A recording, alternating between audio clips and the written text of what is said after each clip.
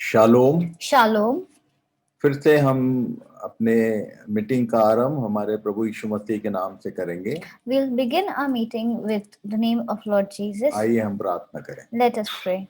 प्रेमी परमेश्वर पिता, Dear loving Father, प्रभु यीशु मसीह के नाम से आपके चरणों में आते हैं। we come in your presence in the name of Jesus Christ our आपका Lord. धन्यवाद करते हैं। We thank you, आपने कल से लेकर आज तक हमें सुरक्षित रखा and you have kept us safe since yesterday. और इसलिए प्रभु इस समय के लिए हम धन्यवाद करते हैं And so, Lord, we thank you for this day, जो आपने बड़े अनुग्रह से फिर से हमें दिया है which you have given us because of your blessing, कि आपके बातों पर हम ध्यान कर सकें। so that we can concentrate on your word. तो हम अपने आप को, We give ourselves, सारे पार्टिसिपेंट्स को, all the participants, इक्विपमेंट्स को all the equipments, आपके चरणों में सौंपते हैं। we give at your feet. हम सबके जीवन से आपकी इच्छा पूरी हो, May your will be done through our lives.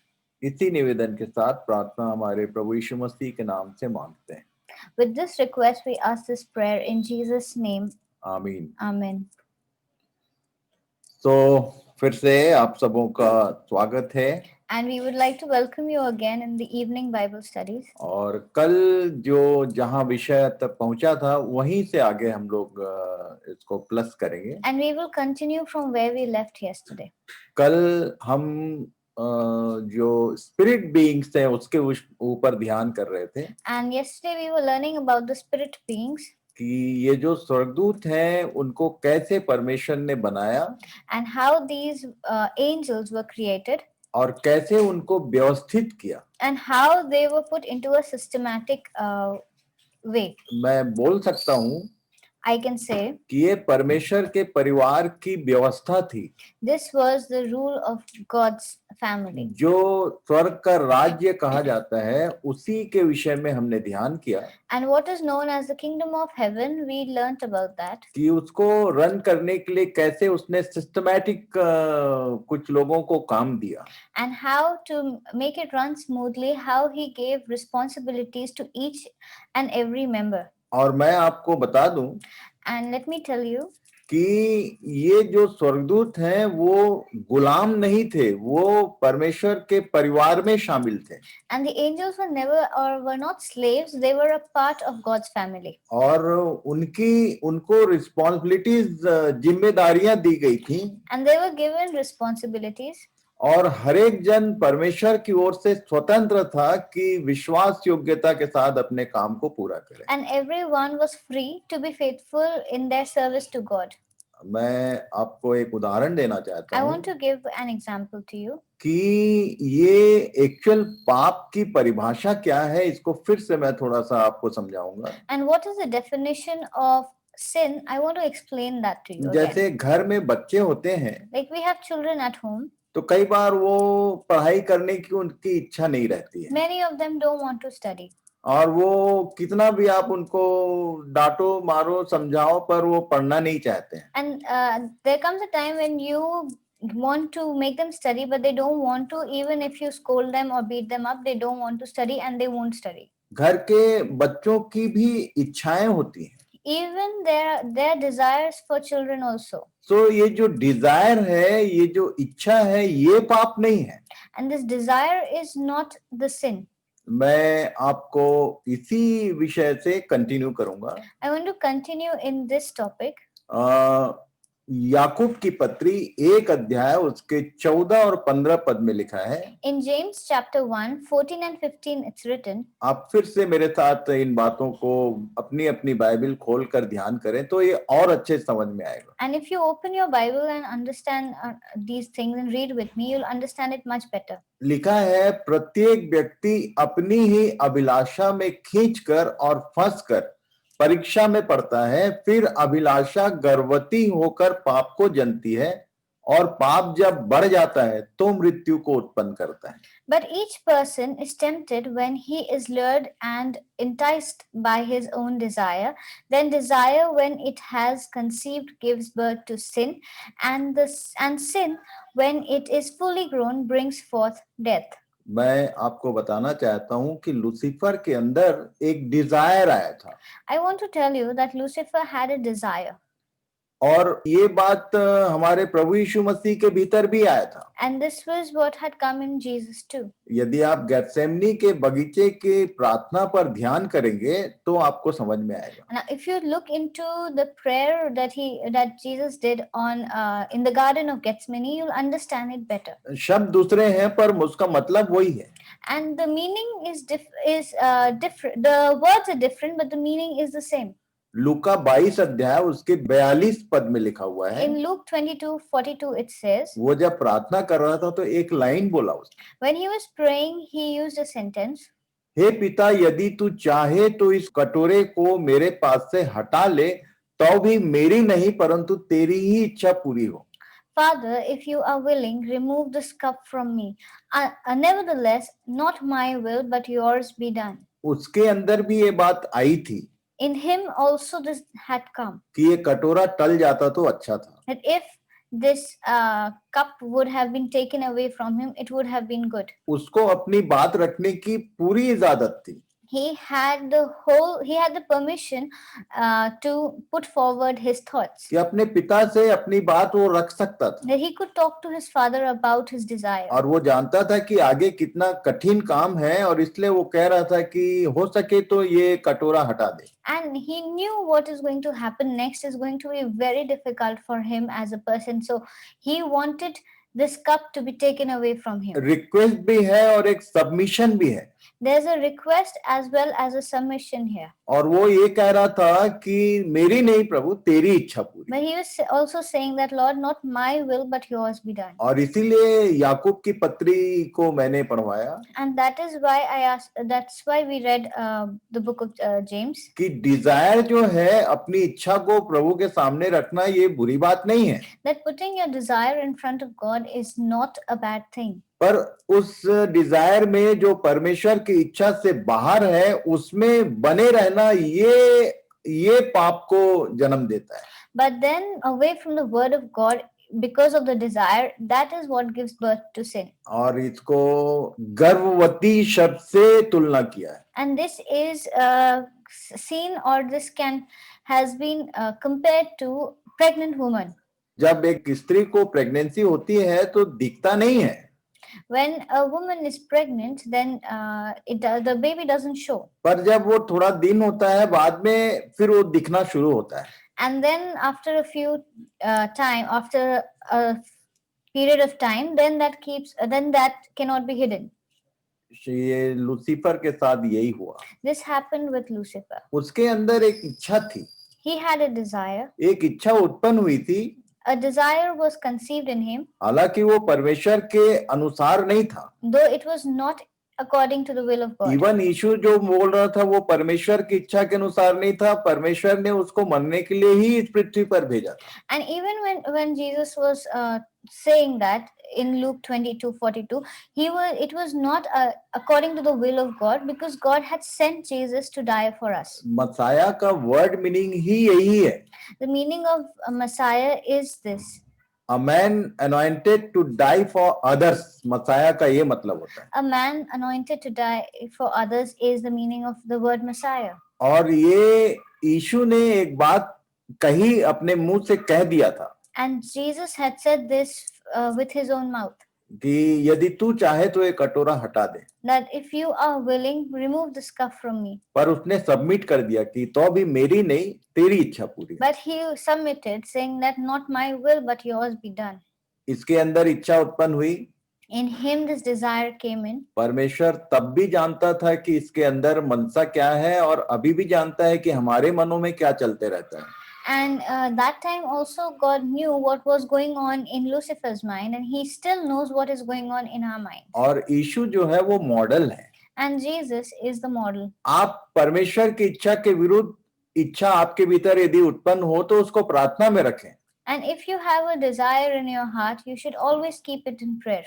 Even ये बात परमेश्वर की इच्छा के अनुरूप नहीं था। This was nothing to do according to the will of God. पर यीशु ने बोल तो दिया था। But Jesus had said it. हो सकता है कि कोई ऐसी बात है जो आप परमेश्वर से प्रार्थना करते हैं पर लास्ट में आपको ये बोलना ही पड़ेगा, एक्सेप्ट करना पड़ेगा कि मेरी नहीं पर तेरी इच्छा पूरी हो। There might be a desire in your heart and you want to talk to God about it, but at the end you need to say that not my will but your will be done, Lord. Lucifer के बारे में कुछ information लिखा हुआ है, वो मैं फिर से आपको पढ़ाना चाहता हूँ। There's an information written about Lucifer. I want to read it again to you. यहेजकेल 28 उसके 14, 15 और 16 पद को पढ़ेंगे। We'll read Ezekiel 28:14 to 16. लिखा है, तू छाने वाला अभिषिक्त करूब था, मैंने तुझे ऐसा ठहराया कि तू परमेश्वर के पवित्र पर्वत पर रहता था।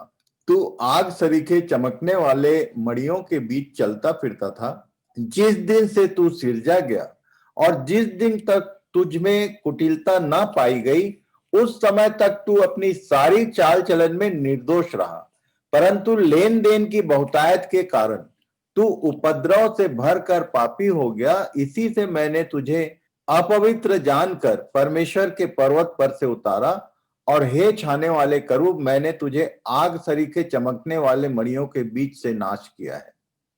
You were an anointed guardian cherub. I placed you. You were on the holy mountain of God. In the midst of stone of fire you walked. You were blameless in your ways from the day you were created till unrighteousness was found in you. In the abundance of your trade you were filled with violence in your midst, and you sinned. So I cast you as a profane thing from the mountain of God and destroyed you, O guardian cherub, from the midst of the stones of fire. ये भी स्वर्ग में जैसा हमने देखा कि परमेश्वर के पुत्रों में से एक था। Here he was also the son, one of the sons of God. और शुरू में ये एग्जॉल्टेड था और सबसे ऊपर का अधिकार इसके पास था। And in the beginning he was highly exalted and he had a very high position in the system of God. और बहुत सुंदर था। And he was very beautiful. आप ध्यान से 12 पद से पढ़ेंगे तो आपको समझ में आएगा कि इसके बारे में बहुत सारी चीजें लिखी हुई हैं। And if you read from verse 12 onwards, you'll understand that a lot of things are written for him. पर इसके भीतर एक डिजायर उत्पन्न हुआ। But within him a desire came. जैसे यीशु के भीतर भी वो इकलौता पुत्र है, पर उसके भीतर भी एक डिजायर उत्पन्न हुआ। But just like Jesus also had a desire when even when he's the only son. पर उसने अपने को सबमिट कर दिया। But he submitted himself. ये रिबेलियस हो गया। And he became rebellious. Desire पाप नहीं है। Desire is not the sin. पर उसमें बने रहना ये पाप है। But being in the desire is sin. और जब उसका अधिकार छिन गया उससे, वो जगह जो उसकी एडमिनिस्ट्रेटिव चीफ की थी, वो जब हट गया तो दो पाप उसके अंदर दिखाई देते हैं। And when his position or authority was taken away from him being the administrative chief, then there were two sins which were prominent in him, which can be seen. उसके अंदर क्रोध उत्पन्न हुआ और घमंड के कारण क्रोध उत्पन्न हुआ। And he was filled with anger and pride.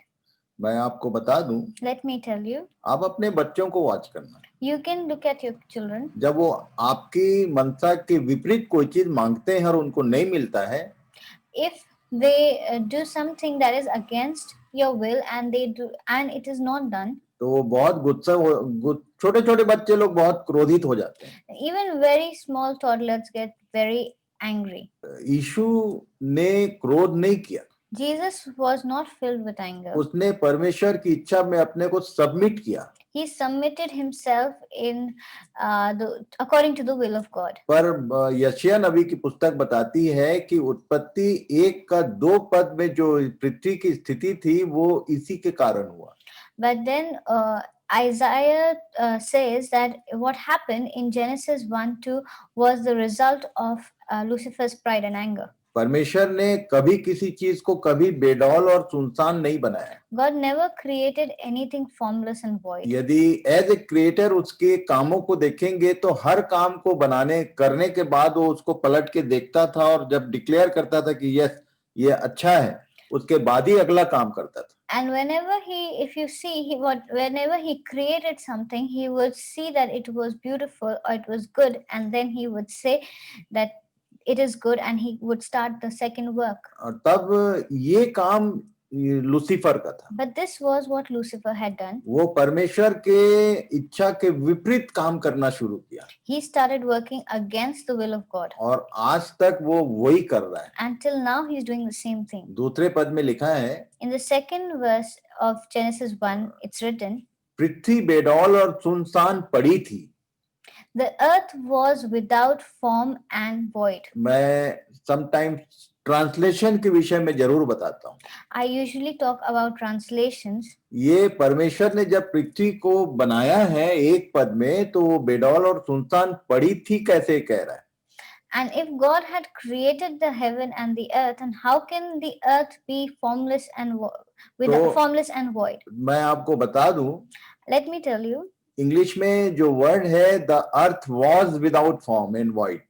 And in English, it's mentioned the earth was without form and void. ये वॉज नहीं है, It's not actually was. Hebrew में जो वर्ड उसके लिए यूज हुआ है वो हया है। आप लिख सकते हैं HAYAH। And the word that is used in Hebrew is actually haya, which means became. जिसका मतलब बिकेम होता है। Which means became.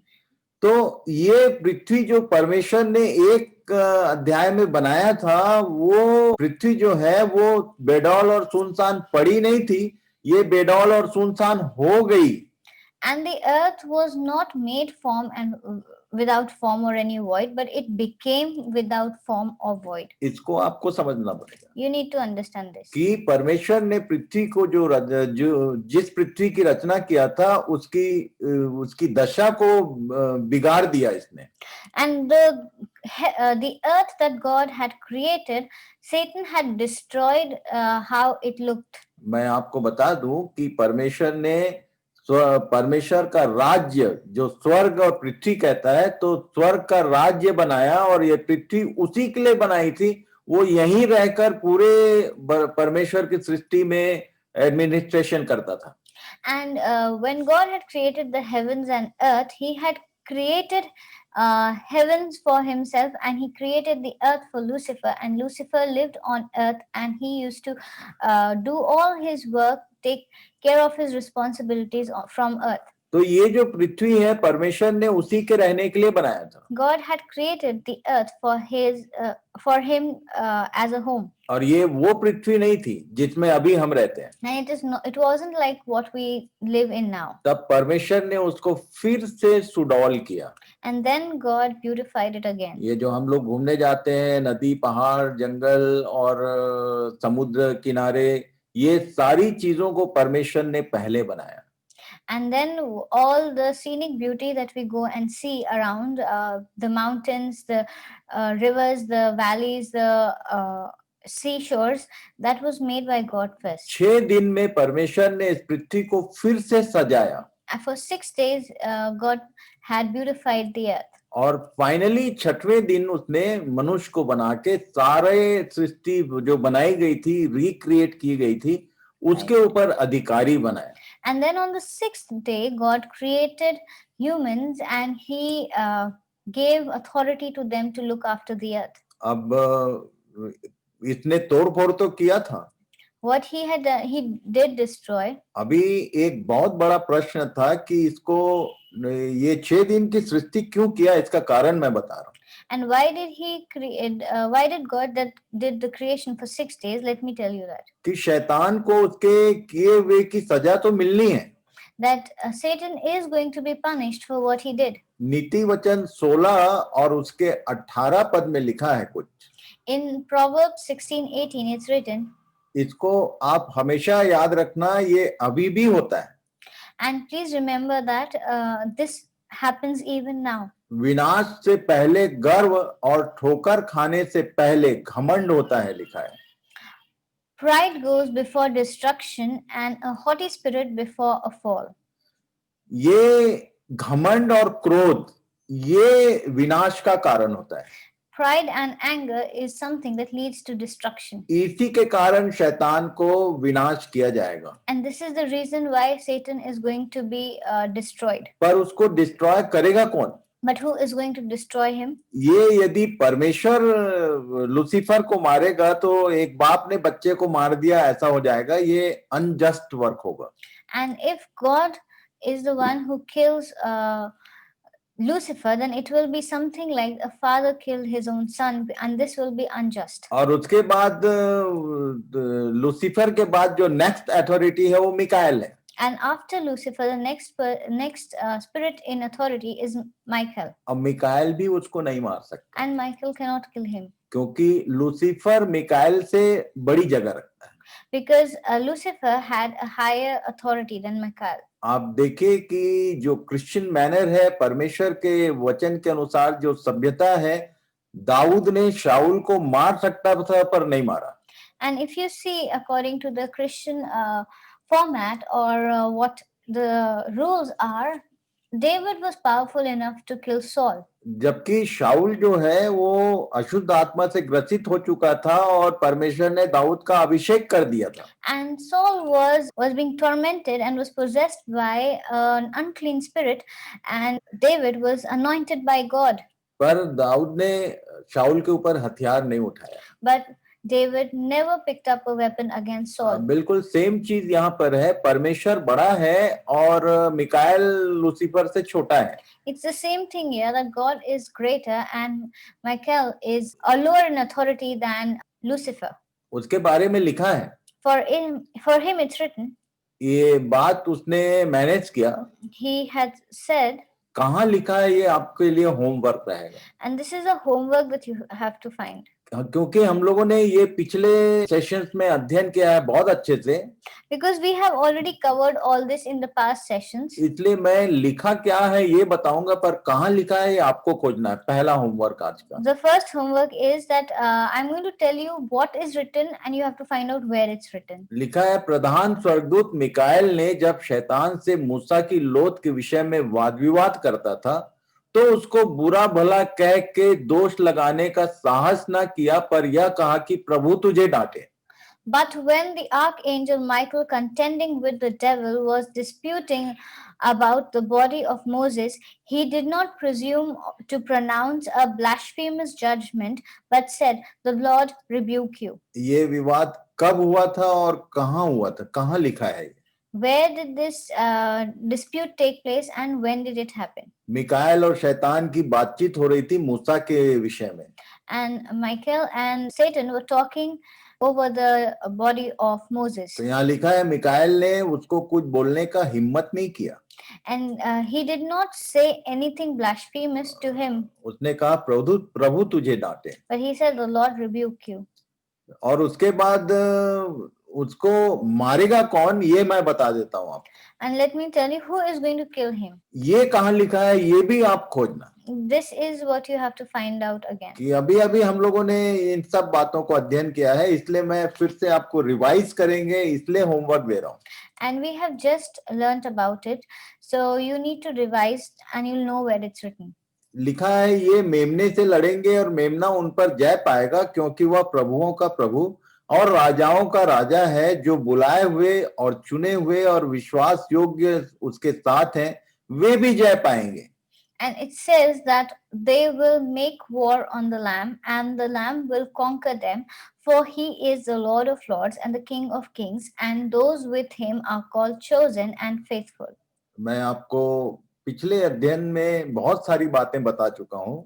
In the previous sessions, I have said a lot of things. आप याद कीजिए. If you recall, दो आदम हैं. there are two Adams. एक तो उत्पत्ति में जो आदम है, There is one who is in the Genesis, और एक सेकेंड आदम के बारे में पौलुस ने लिखा. and there is a second Adam about whom Paul has mentioned. ये कहाँ लिखा है ये भी आपको खोजना है. Where is it mentioned? You have to find this out. पर मैं आपको बता दूं कि सेकेंड आदम कौन है. Let me tell you who is the second Adam. बहुत सारे लोग बोलते हैं सेकेंड आदम जो है वो यीशु है. Many people say that the second Adam is Jesus, पर वो यीशु नहीं है. but it's not Jesus. ये सेकेंड आदम वो फिगर है जिसमें सिर मसीह है और देह उसकी कलीसिया है. And the figure of the second Adam is where the head is Christ and the body is the church. इसी बात को पूरा करने के लिए परमेश्वर ने सारा रिक्रिएशन किया And to complete this, God recreated everything. कि ये जो सेकेंड आदम है, ये जो पर्सनैलिटी है जिसमें सिर मसीह है और कलीसिया उसकी देह है, यही उसको मारेगा. And this creation, that is the second Adam, is the one whose head is the Christ and the body is the church. This is the one who's going to kill and defeat Satan. परमेश्वर ने इतना लंबा programme इसलिए बनाया है, शैतान को कौन नाश करेगा, तो ये सेकेंड आदम नाश करेगा. And God has done all this why? So that the one who is going to destroy the devil is the second Adam. और तब उसके बाद उसने जो काम शुरू किया, ह्यूमन बीइंग्स को बनाया उसने. And then what he started was he created human beings. मैं आपको फिर से उत्पत्ति 1 अध्याय और उसके 26, 27 और 28 पद को पढ़ने की बात करूंगा.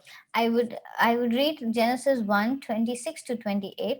जब उसने मनुष्य की रचना की, That when he created man, इससे पहले किसी के बारे में एक चीज प्रोनाउंस नहीं किया उसने. he did not say one thing that he said here for anyone else. यहाँ लिखा है, परमेश्वर ने कहा हम मनुष्य को अपने स्वरूप के अनुसार अपनी समानता में बनाए. And when he was creating the human beings, God said that let us make man in our likeness. तीनों पद को 26, 27 और 28 पद को पूरा पढ़ लेना आप. Please read verses 26-28. यहाँ लिखा हुआ है, It is mentioned, read it. Then God said, let us make man in our image, after our likeness, and let them have dominion over the fish of the sea, over the birds of heaven, and over the livestock, and over all the earth, and over every creeping thing that creeps on the earth. So God created man in his own image, and the image of God, and in the image of God he created him. Male and female he created them, and God blessed them. And God said to them, be fruitful and multiply and fill the earth and subdue it, and have dominion over the fish of the sea, over the birds of the heaven, and over every living thing that moves on the earth. एक विशेष बात यहाँ पर आप underline कर लीजिए. Please underline an important point here. कि स्त्री और पुरुष अधिकार जो है ये दोनों को दिया गया. And that men and women both were given the authority equally. वो बार-बार लिखा है. It is written again and again. Them शब्द आया. He's used the word them. परमेश्वर ने उन्हें आशीष दी. That God blessed them. उन्हें अधिकार दिया. And he gave them the authority. दोनों को बराबर अधिकार था. And both of them had equal responsibilities and authorities. और तब आपको मैं एक सिंपल इंफॉर्मेशन दे दूं. And let me give you a very simple information. आदम जो शब्द है वो आदम के लिए भी आया है, और आदम का मतलब जो है वो मनुष्य या मनुष्य जाति, ये 3 शब्द यूज होते हैं. And when the word Adam is used, it is used for the man Adam and also for the whole human race or mankind. पूरे पुराने नियम में मनुष्य या मनुष्य जाति या आदम, ये 3 शब्द जो है 560 बार आया है. And in the whole of the Old Testament, the Hebrew word Adam has come around 560 times, and it has been used for man and mankind as well. और उत्पत्ति 1 अध्याय में केवल 2 बार आया है. And in Genesis 1, only twice it has been used. उसके 26 पद में और 27 पद में. In verse 26 and 27. उत्पत्ति 2, 3, 4 तीनों अध्याय में ये शब्द 26 बार आया. This word has been used 26 times from Genesis 2 to Genesis 4. और उसके बाद ये उत्पत्ति 5 के 1 पद में और 3 पद में और 4 पद में और 5 पद में आया. And then it is found in Genesis 5:1, Genesis 5:3, Genesis 5:4, and Genesis 5:5. तो उत्पत्ति की पुस्तक में केवल इतने बार आया. And in this is a calculation of as to how many times it has been mentioned in the book of Genesis. और तब उसके बाद यदि आप ध्यान करेंगे, And then if you see, लूका रचित सुसमाचार उसके 3 अध्याय के जीनियोलॉजी को पढ़ लेना, वंशावली का जो वर्णन है. And if you read the genealogy in Luke chapter 3, वहां पर लिखा है कि इसका पिता वो, उसका पिता वो, यीशु की जो वंशावली है उसके विषय में। और आखिरी में लिखा है कि और वो परमेश्वर का पुत्र था। And then there's the list of the ancestors of Jesus is mentioned there. The whole genealogy is given, and then in the end it's written he was the son of God. Final father जो है वो परमेश्वर है। And the final or the first father is God. जैसे परमेश्वर ने स्वर्गदूतों को भी पुत्र कहा, वैसे ही मनुष्यों को भी उसने पुत्र ही नाम दिया। Just like God called the angels his sons, even he called man his son. पर ये जो यीशु का पुत्रत्व है उसमें और हमारे पुत्रत्व में एक फर्क है। But there is a difference in the sonship of Jesus and ours. मैं एक बात बता दूं Let me tell you, कि तब आप इसको ठीक से समझेंगे। then you can understand this well. जैसे स्वर्गदूतों के लिए परमेश्वर की बात में बने रहना ऑप्शनल था, वैसे ही उसने मनुष्यों को भी जब बनाया और वाटिका में रखा तो उनको एक ऑप्शन दिया। And just like God had given an option to the angels to obey or disobey him, that was the free will that he had given them. Exactly in the same manner, when he had placed man in the Garden of Eden, he gave them a free will too. परमेश्वर सबके लिए एक जैसा treatment होता है उसका, God treats everyone equally, चाहे वो स्वर्गदूत हो, be it the angels चाहे मनुष्य हो। or man. इवन उसके बेटे के लिए भी वो ऑप्शनल था। And even for his son, it was an option. वो उसको बोलने की छूट थी कि यदि हो सके तो ये कटोरा हटा ले। And he had the liberty to speak his heart out. He had the liberty to say that, Lord, take away this cup from me if you will. और एक होमवर्क आपको देता हूँ। There is another homework. एक जगह लिखा हुआ है कि जो उसको मृत्यु से बचा सकता था उसने चिल्ला चिल्ला कर दुहाई दी और उसकी प्रार्थना सुनी गई, लिखा है। And then the Lord who could have saved him from death, he used to cry out to him. He would cry out to him and his prayer was heard. और ये प्रार्थना उसको मृत्यु से बचाने के लिए उसने गेत्सेमनी में ही किया था।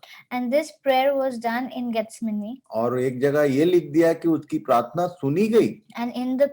And in one place it's mentioned that his prayer was heard. ये कहाँ मैनेज किया है, कहाँ लिखा है, ये आपको खोजना है। Where is it mentioned? This is what you have to find. और तब उसके बाद क्या हुआ? And then what happened? जब स्त्री बनाई गई, And when the woman was created, तो 2 अध्याय के 23 और 24 पद में लिखा है, then in Genesis 2:23 and 24 it says, आदम ने कहा, अब यह मेरी हड्डियों में की हड्डी और मेरे मांस में का मांस है, सो इसका नाम नारी होगा क्योंकि यह नर में से निकाली गई है।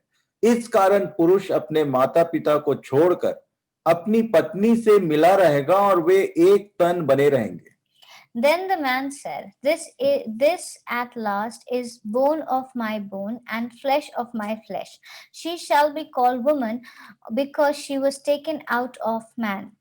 When therefore a man shall leave his father and his mother and hold fast to his wife, and they shall become one flesh. मैं आपको बता दूं, Let me tell you, family की इकाई नर और नारी है। that the oneness or togetherness of a family is the man and woman. परिवार यहाँ से शुरू होता है। And a family starts from here. ये जो स्त्री पुरुष थे, इनके बारे में एक बात कही जाती है कि एक मनुष्य जो है वो स्त्री के बिना अधूरा है।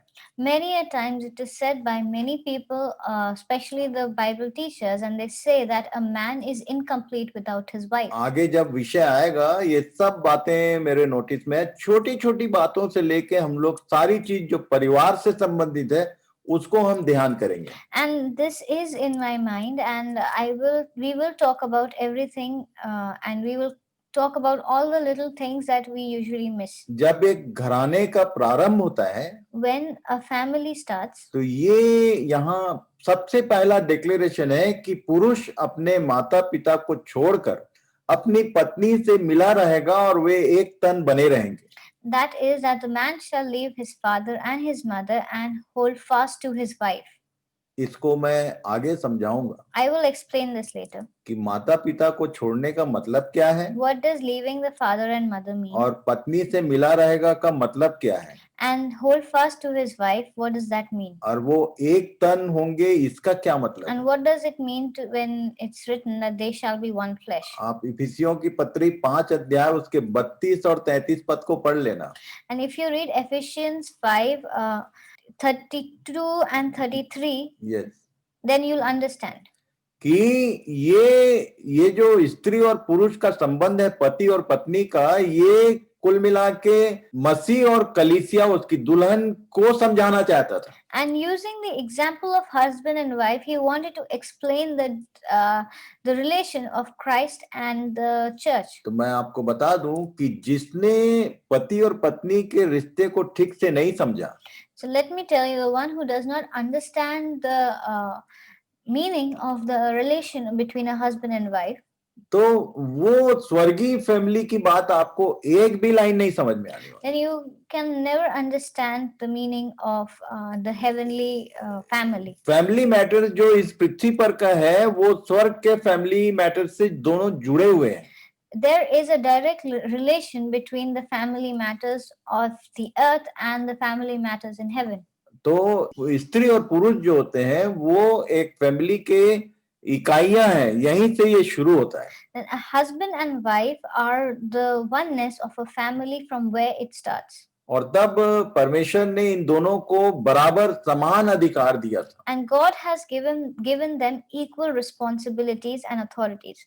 पर उत्पत्ति के 3 अध्याय में आते आते वो उसमें गड़बड़ी हो गई। And then when we reach Genesis 3, there was something which disturbed this. 1, 2 और 3 पद को यदि पढ़ेंगे, If we read Genesis 3, 1 to 3, मैं फिर से एक होमवर्क यहाँ दूंगा, I'll give another homework इसलिए here. आप ध्यान से मेरे साथ पढ़िए। So please continue with me. यहोवा परमेश्वर ने जितने बनेले पशु बनाए थे, उन सब में सर्प धूर्त था, और उसने स्त्री से कहा, क्या सच है कि परमेश्वर ने कहा कि तुम इस वाटिका के किसी वृक्ष का फल न खाना? स्त्री ने सर्प से कहा, इस वाटिका के वृक्षों के फल हम खा सकते हैं, पर जो वृक्ष वाटिका के बीच में है, उसके फल के विषय में परमेश्वर ने कहा है कि न तो तुम उसको खाना और न उसको छूना, नहीं तो मर जाओगे। Now the serpent was more crafty than any other beast on the field that the Lord God had made. He said to the woman, did God actually say to you, you shall not eat of any tree in the garden? And the woman said to the serpent, we may eat the fruit of the trees in the garden, but God said, you shall not eat the fruit of the tree that is in the midst of the garden, neither shall you touch it, lest you die. मैं यहाँ एक विशेष homework देना चाहता I want to give an important homework here. हूँ। आप ध्यान से स्त्री के आंसर को सुनना। If you carefully hear what the woman had answered, उसने क्या आंसर किया था उसको पढ़ना। and what she answered, just read that. उसने 2 काम किया, She did 2 things. एक चीज जोड़ दिया और एक चीज घटा दिया। She added one thing and she removed one thing. हर वो व्यक्ति जो इस वचन में से कुछ चीज को घटाएगा या बढ़ाएगा, वो अपना भाग खो देगा, ये लिखा हुआ है। And anyone who adds or subtracts or takes away something from the word of God is going to lose their authority or their power or their life. यीशु ने भी कहा, Jesus has said this. पौलुस ने भी कहा, Paul has said this. और प्रकाशित वाक्य इन्हीं लाइनों के साथ एंड होता है। And the book of Revelation ends with this warning. तुमने यदि कुछ बढ़ाया या कुछ घटाया तो तुम अपना भाग खो दोगे। And if you add an iota or remove even an iota from it, you might lose your place. और इसने यहाँ पर कुछ जोड़ा था और कुछ चीज को हटा दिया। And here she had added something and removed something. वो क्या था, ये आपको आज का होमवर्क में इसको भी शामिल करिए। And you have to find out what she had removed and what she had added. This is the homework. जिसके कारण उन्होंने उस वाटिका के में परमेश्वर की जो संगति थी उसको खो दिया। Because of which they lost their relation with God that was in the ये Eden. घटाना बढ़ाना बहुत डेंजरस है। Adding and removing is something very dangerous. सबसे पहले इसने परमेश्वर के कहे हुए बात में एक चीज जोड़ दिया और एक चीज उसमें से हटा दिया. And the first thing was that she added something to what God said, and then she removed an important part of that. और तब रिजल्ट क्या हुआ? And then what happened? 16-17 पद को पढ़े. We'll read verses 16 and 17. उसने स्त्री से कहा, मैं तेरी पीड़ा और तेरे गर्भवती होने की दुख को बहुत बढ़ाऊंगा. तू पीड़ित होकर बालक उत्पन्न करेगी और तेरी लालसा तेरे पति की ओर होगी और वह तुझ पर प्रभुता करेगा. और आदम से उसने कहा, तूने जो अपनी पत्नी की बात सुनी और जिस वृक्ष के फल के विषय में मैंने तुझे आज्ञा दी थी कि उसको ना खाना, उसको तूने खाया है, इसलिए भूमि तेरे कारण श्रापित है और तू उसकी उपज जीवन भर दुख के साथ खाया करेगा. To the woman he said, I will surely multiply your pain in childbearing. In pain you shall bring forth children. Your desire shall be contrary to your husband, but he shall rule over you. And to Adam he said, because you have listened to the voice of your wife, you have eaten of the tree of which I commanded you, you shall not eat of it. Cursed is the ground because of you. In pain you shall eat of it all the days of your life. दोनों को उसने कहा, To both he said, तुम दोनों को जीवन भर दुख रहेगा. that throughout your life you will have pain. एक स्त्री का दुख जो है वो को लेबर पेन बोलते हैं, वैसा उत्पन्न उसके लिए उसने घोषणा किया. And for the woman he had decided for the labor pain that happens during childbirth. और पुरुष को कहा कि तू अब जीवन भर दुख के साथ खाने मिलेगा. And to man he said that throughout your life you shall eat out of your pain. एक और होमवर्क. One more homework. ये जो तूने जो अपनी पत्नी की बात सुनी, ये बाइबल में और कहाँ लिखा है? Where in the Bible is it mentioned where he said you have listened to the voice of your wife, or you've listened to what your wife has said? कई लोगों ने अपनी पत्नी की बात सुनी और नुकसान उठाया. And a lot of people listened to their wives and they were the ones who were troubled. यहाँ एक और बात हो गई. There's something else here. कि ये इसने जो अधिकार मिला था उसने अधिकार को खो दिया. And again here the authority that was given, that was lost. और उसको उसने कहा कि अब तेरा पति तेरे ऊपर हेडशिप करेगा. And then here he had said that your husband is going to rule over you. शुरू में जब वो बनाए गए थे तो कोई हेड नहीं था और कोई टेल नहीं था. In the beginning when they were created there was no headship of any kind. दोनों को बराबर अधिकार मिला था. Both of them had equal responsibilities. पर लिखा है कि ये जो काम उन्होंने किया, जो परमेश्वर की दृष्टि में उसकी दी हुई आज्ञा को तोड़ा, उसके कारण सिचुएशन बदल गया. But with what they had done, the situation turned around. इसको बहुत गंभीरता से आप ध्यान करना, क्योंकि ये प्रथम आदि पुरुष माता पिता थे. And we need to see this very carefully and understand this well, because these were the first mother and father. और तब ये जो कंप्लीट जो कुछ हुआ उसको फिर से मैं आपको रिपीट कर दूं. And let me just repeat what all happened.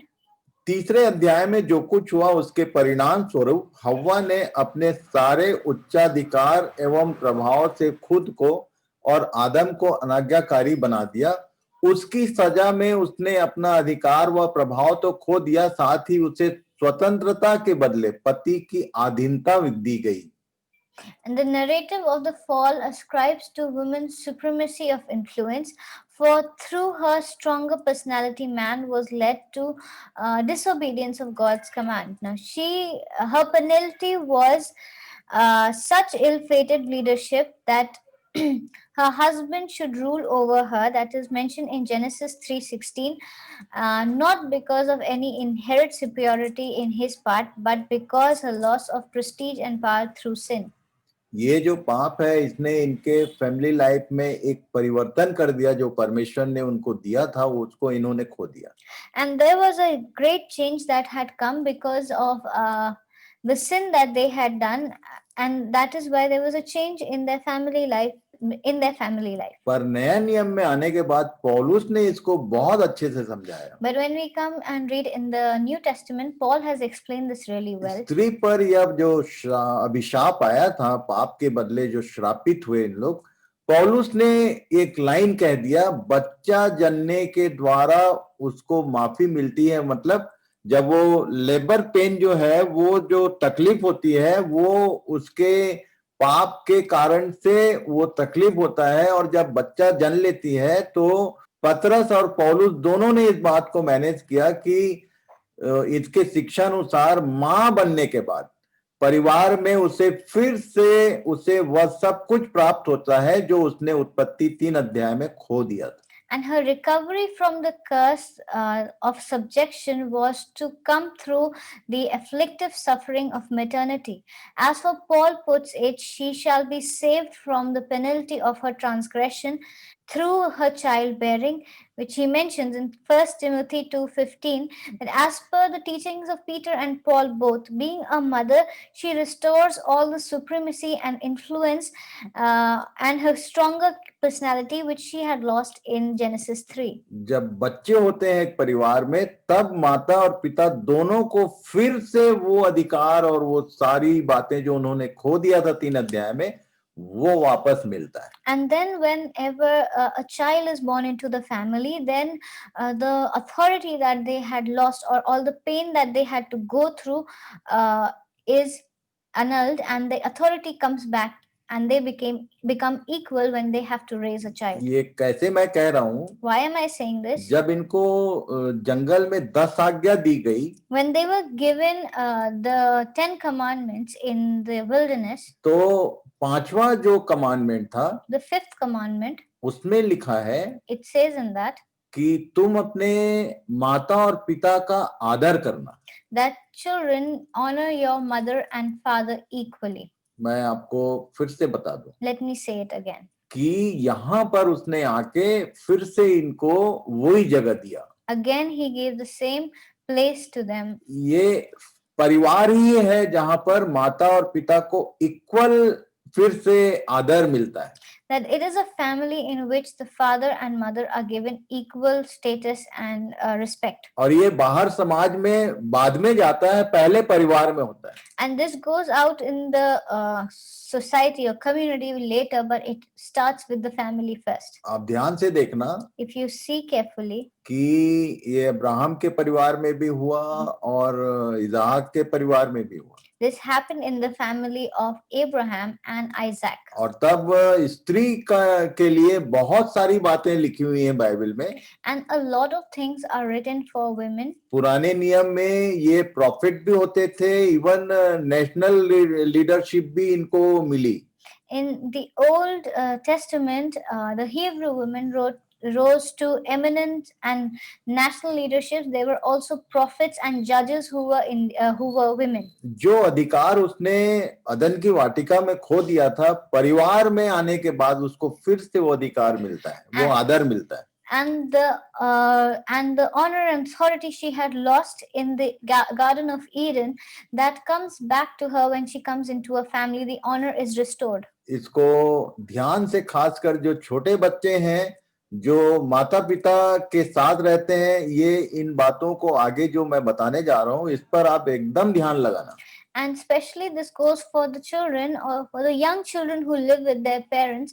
This goes for them that they should know all these things. मैं स्त्री के बारे में, पुरुष के बारे में, माँ के बारे में, जितने जो फैमिली में जो फैमिली मेंबर्स जो कैरेक्टर्स होते हैं, सबके बारे में आपको बताने जा रहा हूँ। I will tell about the man, the woman, husband, wife, mother, father, all the relations that are there in a family. पहले सबसे यहाँ बच्चों के विषय में बात कर रहा हूँ। I will start with the children first. आगे और देखेंगे, पर अभी जब विषय आया है कि कैसे माँ को जो अधिकार छीन गया था वो फिर से उसको अपनी जगह मिली और वो अधिकारी होती है घर में, उसके बारे में बात कर रहे हैं। And how we are first going to talk about how a mother is equally responsible in the house, has the authority, and she regained the authority which she had lost in the Garden of Eden, and she regains it, and she should be now equally treated I'm going to mention about that. नीति वचन 1 अध्याय उसके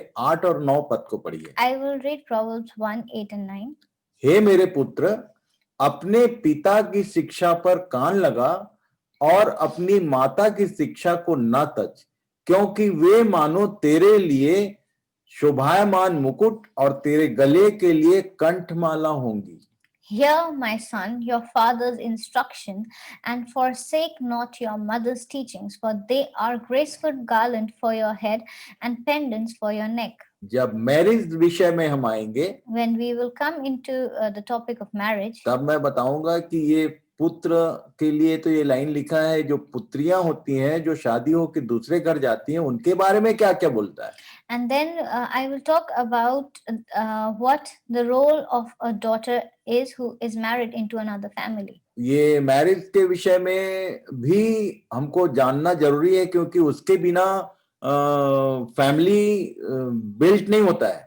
We need to learn about marriage too, because without a marriage a family cannot be built. तो सबसे पहली बात, पिता की शिक्षा और माता की शिक्षा को कान लगा, ध्यान से सुन, छोड़ना मत, ये बोलता है। The first thing here is that you are not to forsake your mother's teachings and father's instruction. ये हमारे लिए शोभायमान मुकुट होते हैं। And this is like a crown for us. 6 अध्याय के 20, 21, 22 में क्या लिखा है? In Proverbs 6, 20, 22 is mentioned.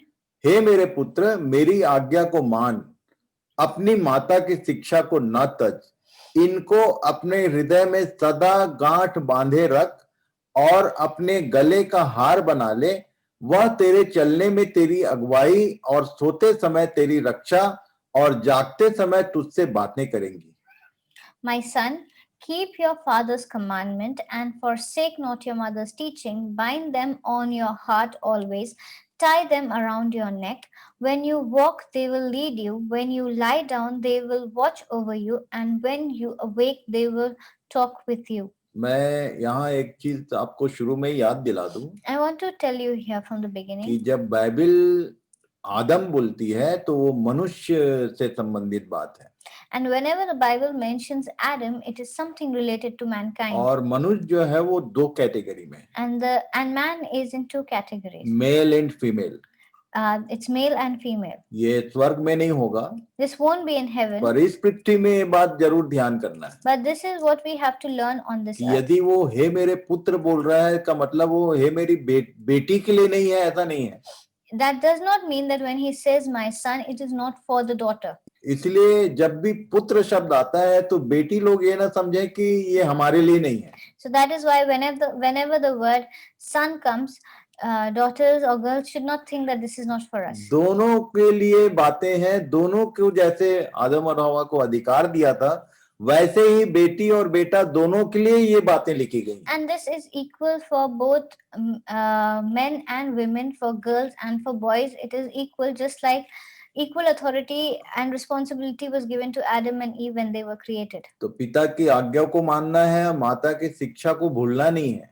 So we have to keep the commandment of the father and not forget the teachings of the mother. ये तेरे चलने में अगुवाई और सोते समय तेरी रक्षा और जागते समय तुझसे बातें करेंगी। They will lead as you walk. They will watch over you as you lie, and they will talk to you when you are awake. आगे क्या है? Then it says, 19 अध्याय उसके 26 और 27 पद में क्या लिखा है? We'll read Proverbs 19:26 to 27. जो पुत्र अपने बाप को उजाड़ता और अपनी माँ को भगा देता है, वह अपमान और लज्जा का कारण होगा। हे मेरे पुत्र, यदि तू भटकना चाहता है तो शिक्षा का सुनना छोड़ दे। He who does violence to his father and chases away his mother is a son who brings shame and reproach. Cease to hear instruction, my son, and you will stray from the words of knowledge. मैं आपको बताना चाहता हूँ, I want to tell you, जितने बच्चे हैं, all the children, उम्र आपकी कोई भी क्यों ना हो, whatever your age might हो be, सकता है कि आप की शादी हो गई है, आपके भी बच्चे हो गए। maybe you are married and you have children. जैसा आप अपने माता पिता के साथ व्यवहार करेंगे, आपका बच्चा भी एक दिन आपके साथ वैसा ही व्यवहार करेगा। The way you treat your parents, your children will treat you in the same way. इसलिए इस बात को एकदम याद रखना है। And so we need to remember this. जो अपने बाप को उजाड़ता और अपनी माँ को भगा देता है, वह अपमान और लज्जा का कारण होगा। यदि तू भटकना चाहता है तो शिक्षा का सुनना छोड़ दे। And whoever does violence to his father and chases away his mother is a son who brings shame and reproach. Cease to hear instruction, my son, and you will stray from the words of knowledge. उसके 20 अध्याय और 20 पद में क्या लिखा है? In Proverbs 20:20 it's written, जो अपने माता पिता को कोसता है उसका दिया बुझ जाता और घोर अंधकार हो जाता है। If one curses his father or his mother, his lamp will be put out in utter darkness. कई बार क्रोध में मनुष्य पशु जैसा हो जाता है। Many a times in anger, a person behaves like a beast. कई बार मैंने अपने कानों से सुना है और आंखों से देखा है And many a times I have heard and I have seen it also. कि माँ बाप को कैसे लोग अपमानित करते हैं, How people insult their parents. और कई बार बच्चे अपने बाप पर हाथ भी उठा देते हैं। And many a times there are children who raise their hand on their fathers. यहाँ ये सब बातें लिखी हुई हैं। It is written here. परमेश्वर ने परिवार के द्वारा माता और पिता दोनों की स्थिति को वापस किया है। And through a family, God has returned the status of the father and mother. जो अधिकार उसने दिया था वो अधिकार ये बच्चे लोगों के कारण उनको वापस मिलता है। And the authority that was taken away from them in Eden, they get it back through children. नीति वचन 30 अध्याय उसके 17 पद में एक बात लिखी है। And something mentioned in Proverbs 30:17. जिस आंख से कोई अपने पिता पर अनादर की दृष्टि करे और अपमान के साथ अपनी माता की आज्ञा न माने, उस आंख को तराई के कौवे खोद खोद कर निकालेंगे और उकाब के बच्चे खा डालेंगे। The eye that mocks a father and scorns to obey a mother will be picked out by the ravens of the valley and eaten by the vultures. Next homework, Next homework. ये कहाँ लिखा है कि ये जो birds हैं, ये लोग ये कौवे और उकाब ये खोद खोद कर निकालेंगे और खाएंगे, लिखा है। And where is it mentioned that the ravens of the valley and the vultures are going to pick and eat? इसका मतलब क्या है? What does this mean? कहाँ लिखा है ये आप खोजना। You have to find out where it is mentioned. ये अभी अभी हम लोग प्रकाशित वाक्य में पढ़े थे। We have just read this in Revelation. तो ये कहाँ होने वाला है? Where is it going to happen? इसी पृथ्वी पर लिखा है कि परमेश्वर ने चिड़ियों को निमंत्रित किया, आओ भोज में शामिल हो। And if on the earth God had invited all the birds to come and feast. कहाँ लिखा है ये आप लोग को खोजना है, याद करना है। And you have to remember where it पर ये जो is mentioned. पक्षी हैं ये मनुष्य के शरीर को खाएंगे। But the birds are going to eat the flesh of humans. इसका मतलब समझा देता हूँ मैं। Let me tell you कहाँ about it. लिखा है ये आप खोजना। Where it is mentioned, you have to find out. जिस आंख से कोई अपने पिता पर अनादर की दृष्टि करे, With the eye that mocks a father, कई बार क्या होता है, what happens? पिता जो है वो मार्केट जा रहा है That a father is going to the market. और बच्चे ने कहा कि पापा मेरे लिए ये चाहिए, ये ला देना। And a child demands something from the father to bring from the market. और पापा जब वापस आए तो पूछा कि लाया? And when the father returned home, the son asked if he has brought what he had asked for. पापा ने बोला सॉरी मैं भूल गया। And the father says that I'm sorry, I forgot about it. उस समय एक बच्चा जो है अपने बाप को कैसा देखता है? At that time, the way a child looks at the father. उस समय आपकी आंखें कैसी रहती हैं अपने बाप के लिए? The way you look at your father. मैंने देखा है, I have seen this. आंख दिखाते हैं कई बार बच्चे लोग बाप को। There are children who stare at their father in an indecent manner. ये पिता के लिए हो गया। This is for the father. माँ के विषय में क्या लिखा है? For the mother, it's mentioned. अपमान के साथ अपनी माता की आज्ञा न माने। scorn to obey a mother. कई बार क्या होता है कि बच्चा टीवी के सामने बैठा है Many a times a child is sitting in front of the या television मोबाइल में गेम खेल रहा है. or is doing something over the mobile. आजकल टीवी कम देखते हैं बच्चे, मोबाइल ज्यादा हाथ में रहता है. Nowadays, children watch the television less and use the mobile more. माँ ने आवाज दिया, Mother calls out. No answer. No, there is no answer. माँ ने फिर आवाज दिया. Mother calls again. जब 2-3 बार माँ ने आवाज दिया And the mother calls again and again. तो उस समय बच्चे का रिस्पांस माँ की तरफ कैसा होता है? The kind of response the child has for the mother. माँ का अपमान इसको कहते हैं. This is called scorning to obey a mother. पिता पर अनादर की दृष्टि का मतलब, यदि कोई चीज भूल गए तो फिर से बोल दो कि ठीक है पापा, नेक्स्ट टाइम जाएंगे तो फिर ला देना. And the mocking of a father or being angry at a father is very different, and instead it should be that the child says that it's okay, you can bring it next time when you go out. माँ ने जैसे kitchen में काम कर रही है और यदि बच्चे को आवाज दिया तो तुरंत बोलना है कि हाँ mummy.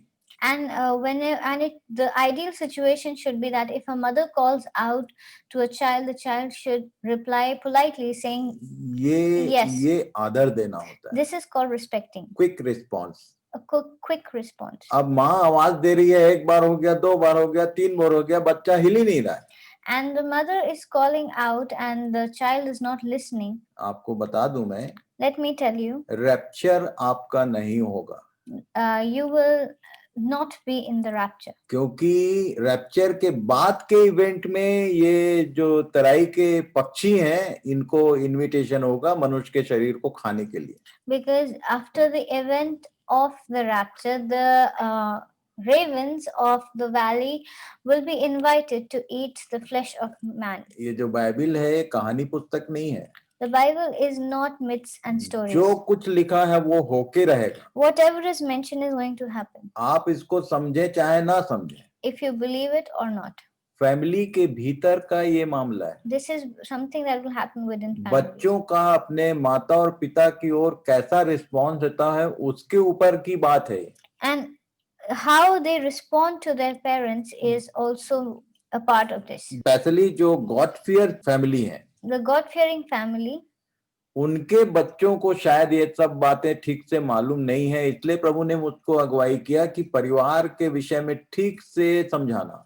and for them especially, maybe they are not aware. That is why God guided me to talk about the family. आगे मैं बताऊंगा आपको I will tell you कि फैमिली में माता और पिता जो होते हैं वो किंग एंड क्वीन की जगह रखते हैं. that in a family, the father and mother have the place of a king and queen. वो सबसे हाईएस्ट अथॉरिटी है. They are the highest authorities. और इन विषयों को आप ध्यान करना. And so you need to look into this. आगे बहुत सारी बातें हैं There are many things जिसको हम देखेंगे, that we will see.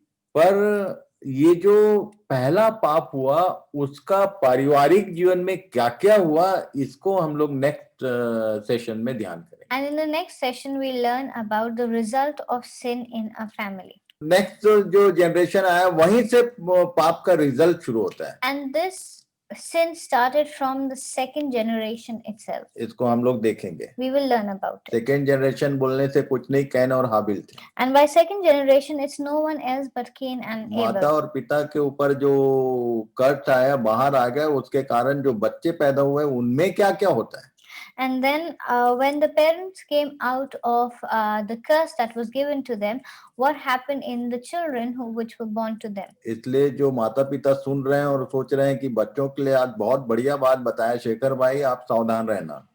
And especially if we think that whatever has been told to the children is only directed to them, the parents also need to be careful. माँ को कैसा होना चाहिए, बाप को कैसा होना चाहिए, How a mother should be and how a father should be, पति कैसा होना चाहिए, पत्नी कैसा होना चाहिए, how a wife should be and how a husband should be. इन सब बातों को हम देखने वाले हैं. We will cover all that. एक सास कैसी होनी चाहिए, बहू कैसी होनी चाहिए, How a mother-in-law should be and how a daughter-in-law should be.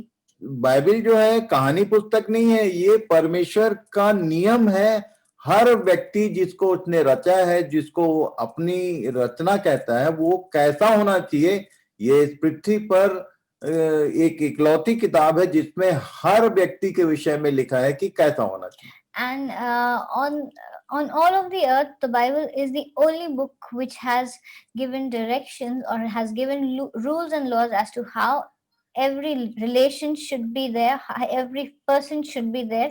This is not a book of myths and stories. और यदि किसी किताब में कुछ बातें ऐसी हैं तो वो बाइबल से ही ली गई हैं। And if there is any other book which has anything similar or about anything, it's always taken from the Bible. और इसलिए ये जो विषय आया है फैमिली, Yes. इसमें हम लोग धीरे धीरे एंटर कर रहे हैं। And the topic which has come, family, that is why we are going really slow on it. तो इन सब बातों के साथ आप प्रार्थना में बने रहिए। So with all these, please continue praying. बहुत सारे होमवर्क मिले हैं There are a lot of homeworks to be done. और उनको खोजते रहिए।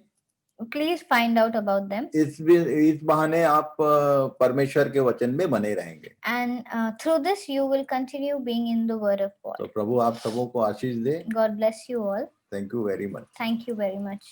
Good night. Good night.